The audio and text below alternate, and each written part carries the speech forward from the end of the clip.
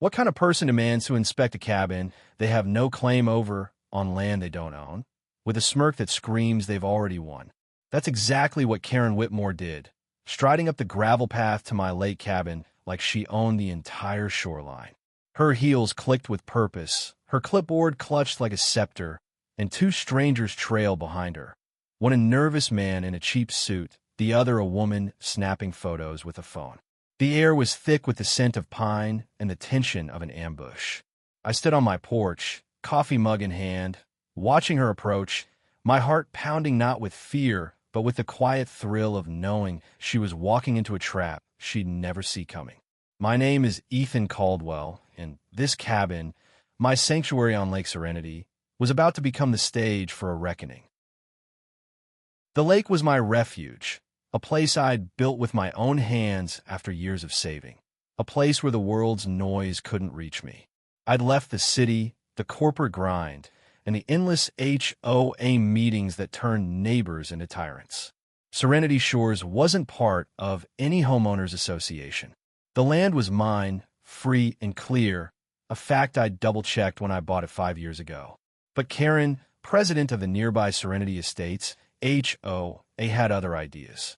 She'd been sniffing around my property for months, sending letters about community standards and aesthetic compliance, as if my cabin's cedar walls and wildflower garden were an affront to her manicured empire. I'd ignored her, politely at first, then with silence. That only made her bolder. This morning, as the mist rolled off the lake, I'd been splitting wood when I saw her car, a gleaming SUV, pull up. She stepped out, her blonde hair pulled tight in a bun, her face a mask of self-righteous determination. "Ethan," she called, her voice sharp enough to cut through the morning calm. "We're here for the inspection. You've been dodging us long enough." "Inspection?" I set my axe down, wiping sweat from my brow, and walked toward her. The man in the suit fumbled with a briefcase, avoiding my gaze, while the woman with the phone kept snapping pictures of my porch, my windows, even the stack of firewood. "You're on private property," I said, keeping my voice steady. "You have no jurisdiction here." Karen's smile didn't waver. "Oh, Ethan, you'd be surprised what we can enforce. Serenity Estates has standards, and your little shack is dragging us all down." I could feel the heat rising in my chest, but I kept my cool. I'd dealt with people like Karen before, bullies who thrived on control, who thought rules were weapons. She waved a piece of paper, claiming it was a notice of violation from the HOA. "We've had complaints," she said, her eyes glinting with triumph. "Your cabin doesn't meet code. We're here to document it." The man in the suit finally spoke, his voice shaky. "I'm Tom from the county. We're just here to ensure compliance." "Compliance? On my own land?" I almost laughed, but the weight of their audacity kept me grounded. The woman with the phone stepped closer, zooming in on my front door. "Stop that," I said, stepping forward. She flinched but didn't stop. Karen's confidence was infuriating, but it was also her weakness. She didn't know I'd spent months preparing for this. I'd done my homework, dug into property laws, and consulted a lawyer friend, Rachel, who specialized in real estate.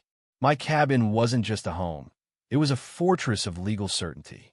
The land was zoned for private use, exempt from any HOA oversight, and I had the deeds to prove it. But Karen didn't care about facts. She cared about power. "You'll hear from our attorney," she said, turning to leave, her entourage scrambling to keep up. "This isn't over." I watched them go, my grip tightening on my mug. Oh, it was far from over. She just lit the fuse. As their SUV disappeared down the road, I pulled out my phone and called Rachel. "They showed up," I said, my voice low. "Karen and two others. They're claiming county authority." Rachel's laugh was sharp. "They're bluffing. The county has no jurisdiction over your lot, and neither does the HOA. Did you get names?" I described Tom and the photographer, and Rachel promised to dig into their credentials. "Keep your cameras rolling," she said. I'd installed security cameras around the cabin after Karen's first letter, a precaution that now felt like a stroke of genius.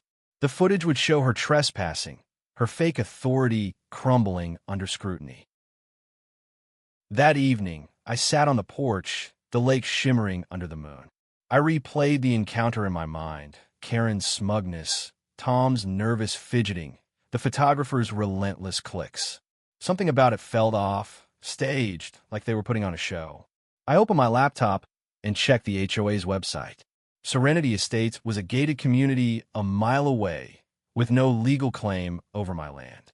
But their board minutes, publicly posted, revealed Karen's obsession with expanding oversight to adjacent properties. My cabin was her test case. She wanted to bully me into submission, to make an example of me.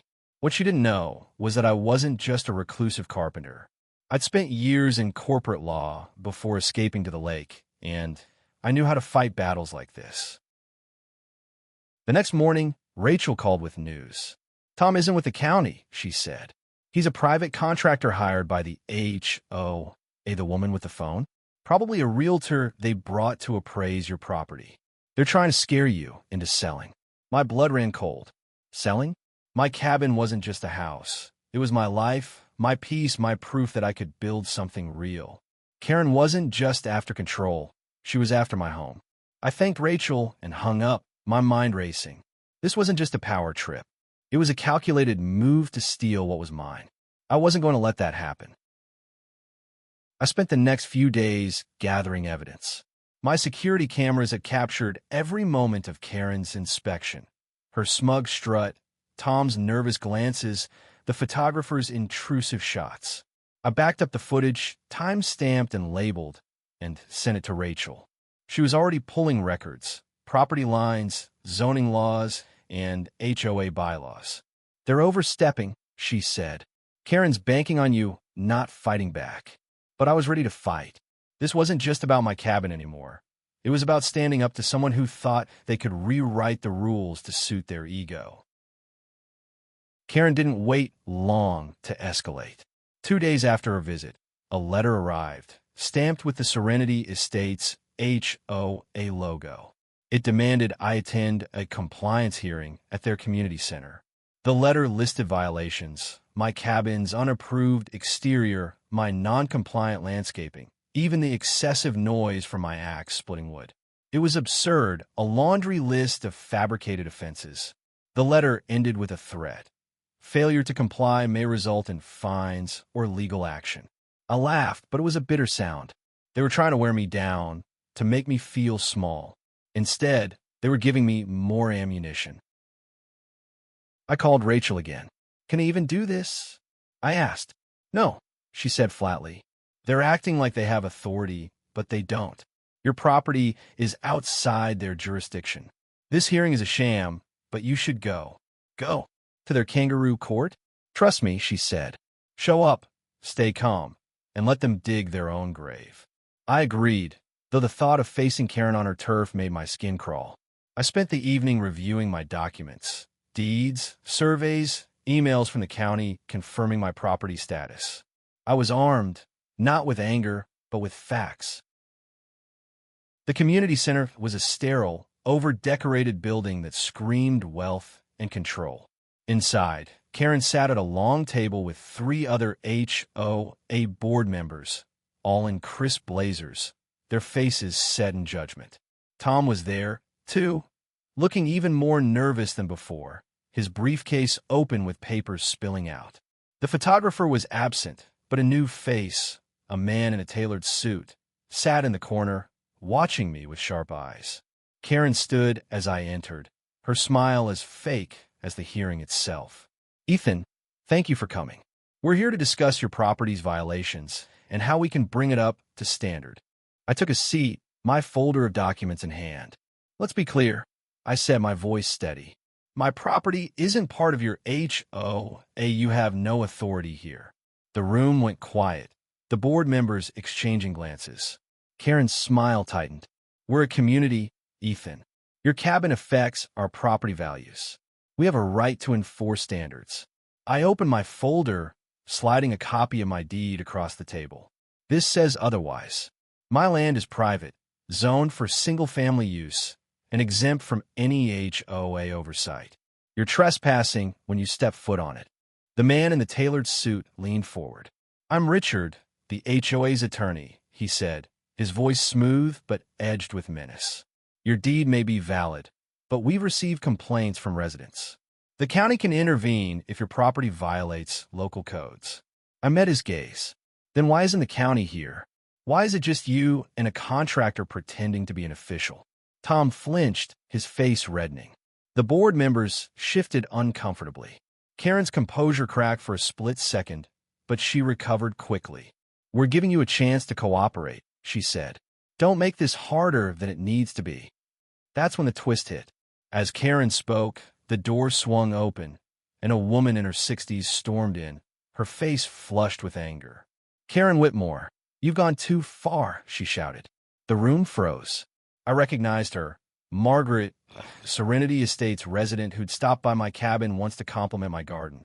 She pointed at Karen. You told us Ethan's cabin was a health hazard, that it was bringing down our property values. I checked with the county myself. His land isn't ours to control, and you knew it. The board members gasped, and Richard's smooth facade faltered. Margaret turned to me. I'm sorry, Ethan. I didn't know she was lying to us, too. Karen's face went pale, but she doubled down. Margaret, you're out of line. This is a private meeting. Margaret didn't back down. Private? You're bullying a man on his own land. I've got emails, Karen, your emails, telling us to file complaints to pressure him. You're not protecting our community. You're trying to steal his property. The room erupted in whispers. I sat back, letting Margaret's words sink in. Karen wasn't just after control. She was orchestrating a smear campaign to force me out. The revelation hit like a thunderclap, and I saw the cracks forming in her carefully built facade. Margaret's outburst changed everything. The board members, who'd been nodding along to Karen's every word, now looked at her with suspicion. Richard, the attorney, tried to regain control, clearing his throat. Let's keep this civil, he said, but his voice lacked its earlier confidence. I seized a moment, pulling out another document, a county letter confirming my property's exemption from HOA oversight. This is from the county assessor, I said, passing copies to the board. My cabin meets all codes. Your complaints are baseless, and your contractor, I nodded at Tom, has no authority to inspect my land. Tom shrank in his seat, his briefcase now a shield. Karen's eyes narrowed, but she didn't flinch. This is about community standards, Ethan. You're an outsider who doesn't understand how we operate. Her words were a jab, meant to paint me as the problem. But Margaret wasn't done. An outsider? Karen, you've been lying to us for months. You said his cabin was a fire hazard, but the fire marshal's report says it's fine. You're the one breaking trust here. She tossed a folder onto the table, papers spilling out, emails, meeting notes, even a petition Karen had circulated among residents to address the Caldwell problem. The board members scrambled to read the documents, their faces a mix of shock and embarrassment. I watched Karen's control slip, her hands gripping the table's edge. This is a misunderstanding, she said, her voice tight. I'm protecting our community's value. But the room wasn't buying it. One board member, a quiet man named Paul, spoke up. Karen, did you know Ethan's property wasn't under our jurisdiction when you sent those letters? She hesitated, and that pause was damning. Richard jumped in, tried to deflect. Let's focus on the violations. We have photos of the property's issues. He nodded at Tom, who fumbled to open a laptop. The screen flickered to life, showing grainy images of my cabin, my wildflower garden labeled overgrown, my porch called dilapidated. I couldn't help but laugh. That's your evidence? My garden's native plants, approved by the state for conservation. My porch is cedar, built to last. I pulled out my own photos, professional shots I'd taken for insurance purposes, showing the cabin's pristine condition. The contrast was stark, and the board members' murmurs grew louder. Karen's face was a storm cloud, but she pressed on. We'll escalate this to the county, she said. You'll see we're within our rights. I leaned forward, my voice calm but firm. Escalate it. I've already spoken to the county. They're aware of your trespassing and your contractor's false credentials. Tom's head snapped up, his eyes wide. False? I was hired to assess, he stammered. I slid another document across the table, a screenshot of his contractor profile showing no county affiliation.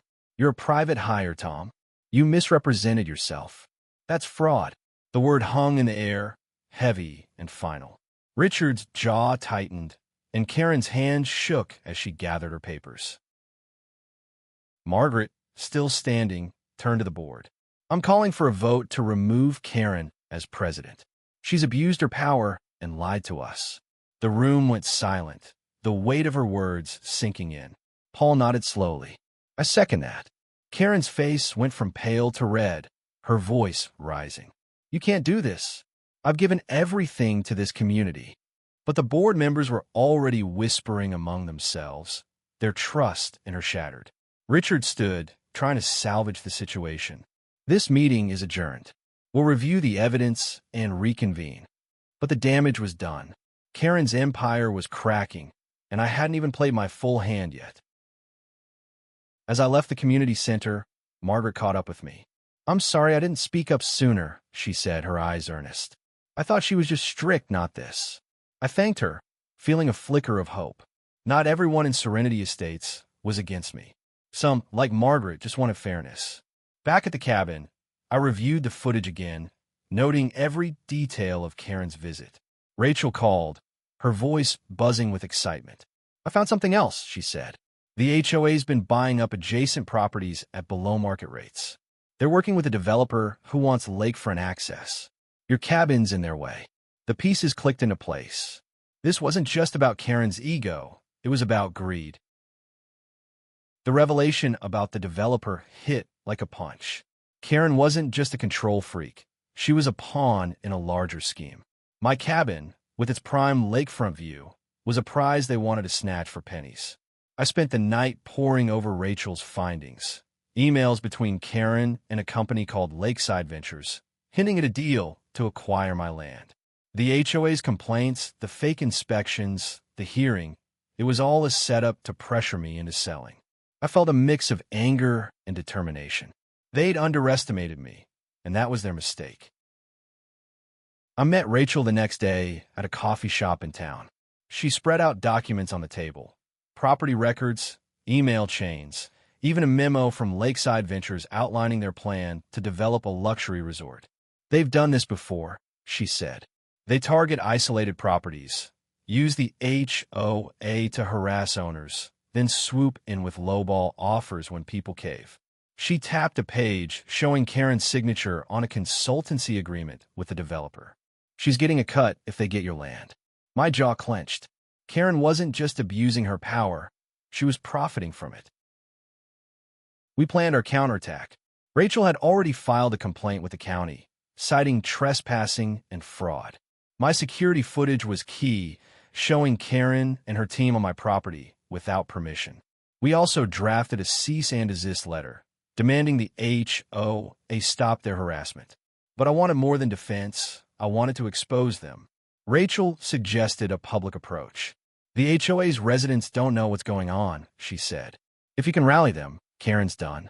I nodded, thinking of Margaret. She'd already turned the tide once. Maybe others would too. I spent the next week talking to Serenity Estates residents, starting with Margaret.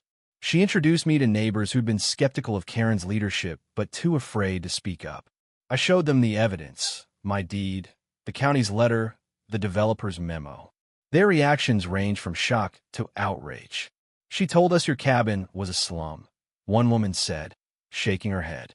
I believed her. Another man, a retiree named Carl, admitted he'd signed Karen's petition without questioning it. I thought we were protecting our homes, he said, not helping her steal yours. The confrontation came at the next HOA meeting, held in the same community center. This time, the room was packed, not just with board members, but with residents who'd heard rumors of Karen's scheme. I walked in with Rachel, carrying a projector and a flash drive. Karen was at the front, her face a mask of forced calm. Richard sat beside her, his eyes darting to the crowd. Let's begin, Karen said, her voice clipped. We're here to discuss the ongoing issue with Mr. Caldwell's property. I stood, cutting her off. Actually, we're here to discuss your lies. The room buzzed as I plugged in the projector. The The screen lit up with my security footage, showing Karen's inspection in crisp detail, her smug demands, Tom's fake credentials, the photographer's intrusion. Gasps rippled through the crowd. I followed with the county letter proving my land's exemption, then the developer's memo exposing Karen's deal with Lakeside Ventures. This isn't about community standards, I said, my voice steady but burning with conviction. It's about greed. Karen's been lying to you to force me out, so she and her developer friends can profit. Karen shot to her feet. This is slander. You have no proof. But the crowd wasn't hers anymore. Margaret stood, holding up her own copies of the emails. We have proof, Karen. You lied to us, used us. Other residents joined in, their voices rising. Richard tried to intervene, but the crowd drowned him out. Paul, the board member, stood. I moved to remove Karen Whitmore as president, effective immediately. The vote was swift, unanimous among the residents. Karen's face crumpled, her empire collapsing in real time. As she stormed out, Richard trailing her, I felt no triumph, only relief. The residents stayed, some apologizing, others asking how they could help. I thanked them, but my mind was already on the next step. Lakeside Ventures wouldn't give up easily, and I needed to be ready. Rachel and I left the meeting with a plan to file a lawsuit, not just against the HOA, but against the developer for conspiracy to defraud. The fight wasn't over, but the tide had turned. The fallout from the HOA meeting spread like wildfire. Residents of Serenity Estates flooded social media with posts about Karen's deception, some even sharing the documents I'd shown. Local news picked up the story, framing it as a David and Goliath battle, one man against a corrupt HOA and a greedy developer. My cabin, once a quiet retreat, became a symbol of resistance. Strangers stopped by to offer support, leaving notes or homemade pies on my porch. It was humbling, but it also reminded me how much was at stake. Lakeside Ventures wasn't done, and neither was I. Rachel and I filed the lawsuit the following week, naming Karen, the HOA, and Lakeside Ventures. The charges included trespassing, fraud, and intentional infliction of emotional distress. We had evidence to spare, security footage, emails, the developer's memo, even sworn statement from Margaret and other residents. The county was already investigating Tom's false credentials, and the state's attorney general had taken an interest in the HOA's overreach. Karen's name was mud, but she wasn't the real threat anymore. Lakeside Ventures had deep pockets, and they'd fight dirty. A few days later, I got a call from an unknown number. Mr. Caldwell, a polished voice said, "This is David Heller from Lakeside Ventures. We'd like to avoid litigation. Name your price for the cabin." I almost dropped the phone. The audacity was staggering. They'd harassed me, lied, and now they thought they could buy me off? Not for sale, I said, hanging up. Rachel wasn't surprised. They're scared, she said. Your lawsuit could expose their whole operation. They've done this to other properties, and they don't want a precedent. The legal battle heated up. Lakeside's lawyers filed motions to dismiss, claiming the HOA acted independently. But our evidence was ironclad, and the judge denied their motions. Discovery revealed more. Lakeside had paid Karen a consulting fee of $50,000, with a promise of more if they secure my land. They'd also pressured other homeowners, some who'd sold under duress. I felt a pang of guilt for those who'd lost their homes, but it fueled my resolve. This wasn't just my fight anymore. The twist came during a deposition. Tom, the contractor, cracked under pressure. He admitted Lakeside had hired him to pose as a county official, promising him a bonus if I sold. His testimony was a goldmine, linking the developer directly to the fraud. Rachel grinned as we left the courthouse. This is it, Ethan. They're done. But I wasn't celebrating yet. Karen, though disgraced, was still out there, and I'd heard rumors she was rallying loyalists to protect the community from me. It sounded desperate, but I wasn't taking chances. I doubled down on security, adding motion sensors and a gate at the end of my drive. Margaret and Carl started a petition to dissolve the HOA entirely, arguing it had lost all credibility. Over half the residents signed within days. The community was healing, but the scars of Karen's reign lingered. Some residents still avoided me, unsure if I was the hero or the troublemaker. I didn't care. I just wanted my home, my peace. The courtroom became my new battleground. Lakeside's lawyers tried to paint me as a stubborn loner, unwilling to compromise for the greater good. But Rachel was a force, dismantling their arguments with precision. She presented the security footage, Tom's testimony, and the developer's memo, weaving a story of greed and deception. The residents who testified, Margaret, Carl, and others, brought humanity to the case, their voices trembling with anger at being manipulated. The judge's face was unreadable, but I could feel the momentum shifting. As the trial neared its end, I sat on my porch, watching the lake. The water was calm, reflecting the stars. I thought about why I'd fought so hard, not just for the cabin, but for what it represented. Freedom, choice, the right to live on my terms. Karen and Lakeside had tried to take that, but they'd failed.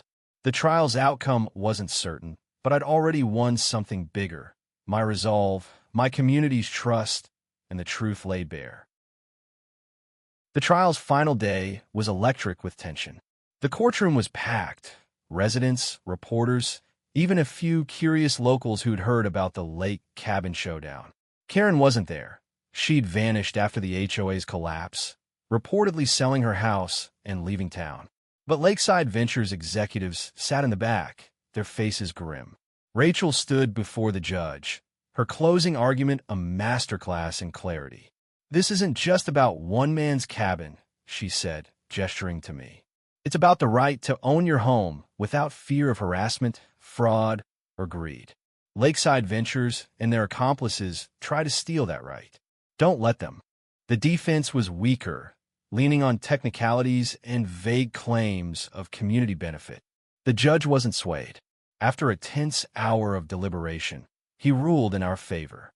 The HOA was ordered to pay $100,000 in damages for trespassing and emotional distress. Lakeside Ventures faced a $500,000 fine for fraud and conspiracy, plus an injunction barring them from targeting my property again. Tom's contractor license was revoked, and the Attorney General launched a broader investigation into Lakeside's practices. The courtroom erupted in cheers, Margaret hugging me so tight I could barely breathe. Outside, reporters swarmed, but I waved them off. I just wanted to go home. Rachel drove me back to the cabin, the lake sparkling under the midday sun. "You did it," she said, grinning. "We did it," I corrected. She laughed, promising to handle the paperwork while I took a well-earned break. That evening, I invited Margaret, Carl, and a few other residents over for a barbecue. We sat on the porch, swapping stories, the lake's gentle waves a backdrop to our laughter. It felt like the community I'd always wanted, not one bound by rules, but by mutual respect. The victory wasn't just legal. Serenity Estates voted to dissolve the HOA, replacing it with a voluntary neighborhood council focused on cooperation, not control. Margaret was elected its first chair, and she insisted I join. I declined, but promised to be a good neighbor. My cabin was safe, my peace restored, but the fight had changed me. I'd learned the power of standing firm, of building alliances, of trusting in the truth. Months later, I got a letter from Karen. It was short, scrawled in shaky handwriting. I was wrong, it read. I thought I was protecting my community, but I lost sight of what that meant. "I'm sorry. I didn't know if I believed her, but I didn't need to. Her apology wasn't my victory. My home was." I tucked the letter away and walked to the lake, dipping my hand in the cool water. The ripples spread, carrying away the weight of the past. I thought about the people who'd stood with me. Margaret's courage, Carl's quiet support, Rachel's brilliance. They reminded me that no fight is won alone. My cabin wasn't just a building. It was a testament to what we can protect when we stand together. Lakeside Ventures scaled back their plans, their reputation tarnished. Serenity shores remained untouched, a haven for those who valued freedom over control. As winter approached, I started a new project, a small dock for the lake, a place to sit and watch the seasons change. Neighbors stopped by to help, bringing tools or coffee, their presence a quiet gift. We talked about the future, not just of our homes, but of the community we were building, one free of bullies like Karen. The lake reflected the sky, endless and open, a mirror of what we'd fought for. The dock was finished by spring, its wooden planks sturdy underfoot. I sat there often, watching the lake's surface shift with the breeze, feeling the weight of the past year lift. The fight with Karen and Lakeside Ventures had been grueling, but it had forged something stronger, a community that valued truth over power, connection over control. Serenity Shores wasn't perfect, but it was ours, and we'd protect it together. I started hosting monthly gatherings at the cabin, nothing formal, just neighbors sharing food and stories. Margaret brought her famous apple pie, Carl told bad jokes, and kid from the neighborhood chased fireflies by the water. These moments, simple and real, were what I'd always wanted when I built this place. The lake wasn't just a view. It was a reminder that peace was worth fighting for, that home was more than walls and a roof. It was the people who stood by you. Rachel kept me updated on the legal aftermath. Lakeside Ventures faced more lawsuits from other homeowners they targeted, their empire crumbling under scrutiny. The Attorney General's investigation led to new regulations on HOAs, limiting their ability to harass non-members. My case had set a precedent, a small ripple that grew into real change. I didn't care about the headlines. I cared about the quiet, knowing my cabin was safe, my life my own. One evening, as the sun dipped below the pines, Margaret stopped by with a gift, a carved wooden sign that read Serenity Found. She'd made it herself, a nod to the lake and the fight we'd won. I hung it above the cabin door, its letters catching the light. It felt like a promise, a reminder that we'd turn a trap into a triumph. The lake shimmered, the world still, and I knew I was exactly where I was meant to be.